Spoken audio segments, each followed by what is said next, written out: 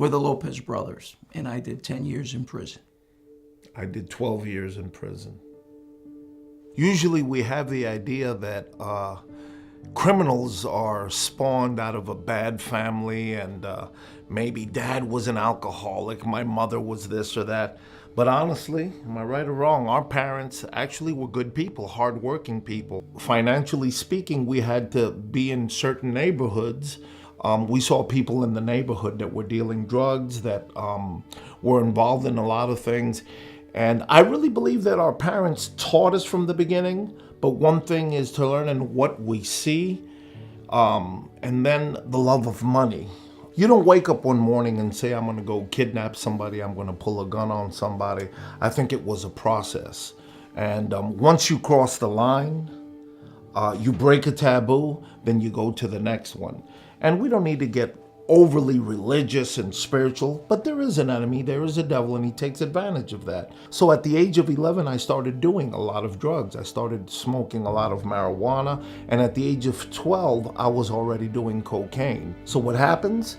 You actually cross the line in a certain area, and it escalates and it escalates, and that's how we ended up in prison. We connected with some people where we would actually hijack a truck, tie up the driver. Me and my brother would actually put him in a van. We had a driver because I don't know how to drive 18-wheelers, and he would take the truck to a warehouse. They would empty the truck, and when they were done emptying, getting all the merchandise, they'd call us on radios, two-way radios, and we'd allow the driver to leave. We'd leave him in the forest or an alligator alley in Miami or whatever. And by the time he got back to a phone, everyone had gone home. Your simple armed robbery, all of a sudden escalating to now warehouse where you're kidnapping and tying people up for their, for their money and for the merchandise. But when I faced all these 57 capital offenses and saw myself never seeing the street again, I actually paid 2 boxes of cigarettes for a shank and a special blade to take my own life because I was completely tired. I was overwhelmed and burdened.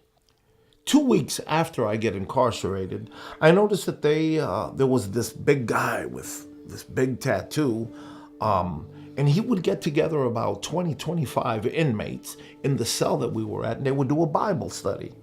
Now, mind you, I always thought that a Christian was a weak man. That's for old ladies and children to go to church.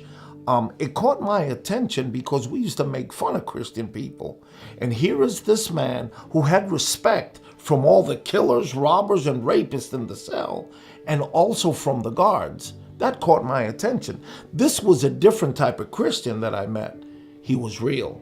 He, by the way, was there for a capital murder, but he had come to know the Lord. So we got together one day and he tells me, you know what, there is a calling on your life. And I said, what is he talking about? But I remember he said it with such authority and with such conviction. Something touched me in here and I started weeping. And I'm thinking, what is going on? Why am I weeping this way? God, in his infinite wisdom, there was a bunkie who was ministering to me the word, and I was just rejecting it. But one day he left a Bible and I opened it up with all that worry and burden and cares. And I said, now, let's see if this is real. And I opened up the Bible to Matthew 11:28. And he said, all those who are heavy laden and burdened, come to me and I shall give you rest. And since that day, nothing has been the same. I'm convinced now as I look back, the Spirit of God actually was doing his work through this man. All my justifications, my rationalization for why I did things were shattered. And here I'm left with the shell of a man hurting and saying, God, I need your help.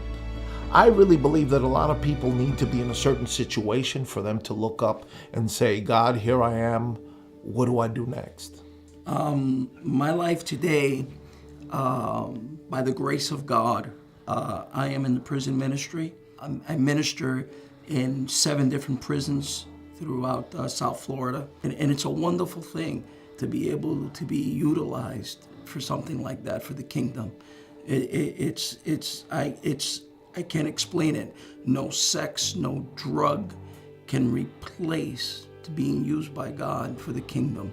As we know, the calling and the purpose of God takes you different routes. Do we know all the details? Of course not. I will tell you this. I've never been so excited and happier in my life than to serve the King of Kings and the Lord of Lords. So what does the future bring? In 3 more years, I'll be 60 years old. My God, I'm getting older now. But I've been serving the Lord since the year 1996. And by the way, I know there are people that are watching that had drug problems and so on.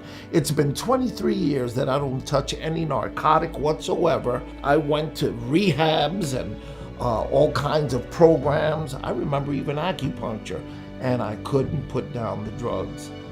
But then a man from Galilee stepped into the picture, and it's been 23 years. I have a saying that sin takes you further than you want to go, keeps you there longer than you want to stay, and definitely costs you more than you want to pay. 12 years is a small price to pay for salvation. That's right.